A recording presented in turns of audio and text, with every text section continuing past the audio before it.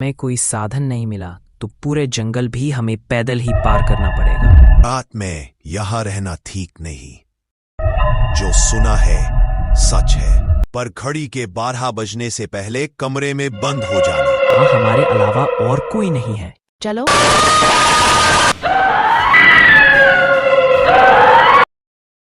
यार, तुम कॉलेज के दिनों में तो बहुत बहादुर थी। अचानक यहाँ आने की बात सुनकर पीछे क्यों हट रही थी? ये तुमसे किसने कहा? मैं आज भी बहुत बहादुर हूँ।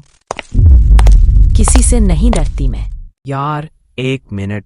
हम इतनी देर से चल रहे हैं मगर कोई रिक्शा वाला नहीं दिख रहा। अगर हमें कोई साधन नहीं मिला तो पूरे जंगल भी हमें पैदल ही पार करना पड़ेगा। अरे बाप रे, ये तुम क्या कह रहे हो? भगवान कहीं हमें कोई जानवर ना उठा ले जंगल में से। नेहा, हम एक काम करते हैं। हमें जिस लोकेशन पे पहुंचना था वो जंगल के अंदर ही है।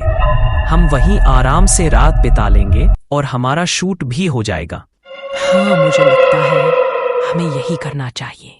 वैसे भी रात बहुत हो चुकी है और मेरी मम्मी बोलती है कि देर रात को बाहर नहीं घूमना चाहिए, भूत पिशाच पीछे लग जाते हैं।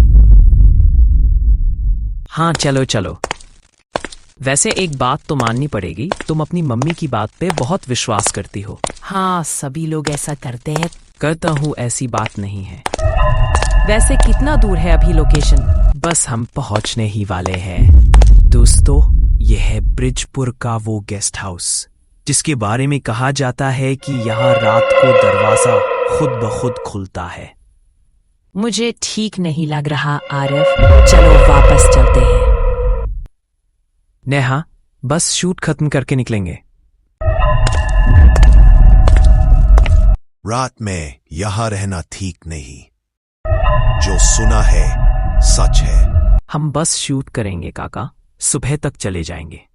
ठीक है, जैसा तुम चाहो, पर घड़ी के 12 बजने से पहले कमरे में बंद हो जाना। आरव, क्या हमें आज की रात यहाँ गुजारनी होगी?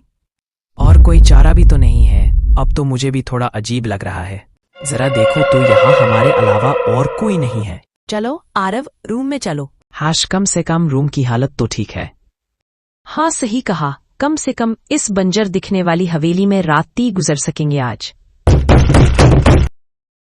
तुमने सुना? किसी ने दरवाजा खटखटाया। हाँ, आवाज तो मुझे भी आई, पर इस पूरी हवेली में हमारे अलावा कोई और है भी तो नहीं। आरव, हमें यहाँ नहीं आना चाहिए था। मेरा मन कह रहा है यहाँ कुछ तो है जो सही नहीं है। तुम चिंता मत करो, हम काका को आवाज मारते हैं। इतना सन्नाटा क्यों है काका? आप कहाँ है? ये इतनी तेज हवा कहाँ से चल रही है?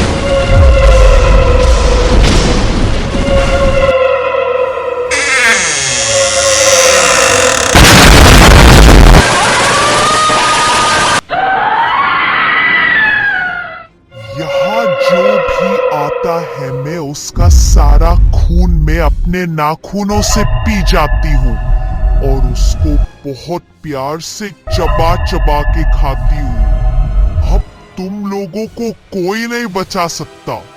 हमें छोड़ दो। हम अपनी पूरी जिंदगी में फिर ऐसी गलती कभी नहीं करेंगे। हमें जाने दो। तुम लोग उसके पास मत जाओ, दूर रहो। ओम ओम ओम है जुएल, शांत हो जा। ये तेरा कुछ नहीं लेने है, ये अनजान लोग हैं।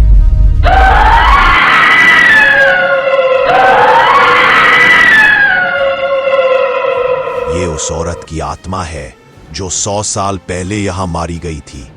उसकी मौत का रहस्य अब भी यहां है। तेरा समय खत्म।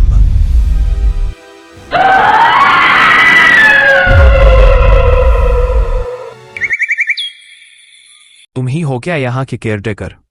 जी साहब, मैं ही हूं, पर हुआ क्या? कल हमें यहाँ से कॉल आई थी।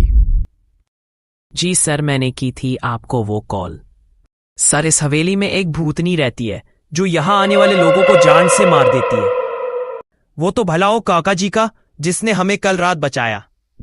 अगर आपने अभी कुछ नहीं किया तो यहाँ बहुत से लोग अपनी जान गंवा देंगे।